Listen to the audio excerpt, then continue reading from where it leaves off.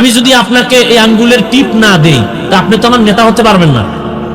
তাহলে টিপ দেওয়ার আগে হিসাব করেন কাকে নেতা বানাবেন, জালেমকে, দুর্নীতিবাজকে? মুরগি আমানত রাখবেন শিয়ালের কাছে, আর যদি বলেন মুরগি পাইলাম না কেন, জুতার বাড়ি শিয়াল পাবেন আপনি? কথা বলেন না কেন? শিয়ালের কাছে মুরগি আমানত রাখলে যা হয়, মাদ্রাসা মসজিদ আর ধর্মের চাবি সুদখোর, ঘুষখোর, দুর্নীতিবাজ, চরিত্রহীনের কাছে দিলে তো তাই হবে। চরিত্রহীন, দুর্নীতিবাজ, সুদখোর, ঘুষখোর, এর হাতে যদি মাদ্রাসার চাবি থাকে, সে মাদ্রাসা ধ্বংস হয়ে যাবে। এর হাতে যদি মসজিদের নেতামি থাকে, মাস্তানি থাকে, মসজিদ ধ্বংস হয়ে যাবে।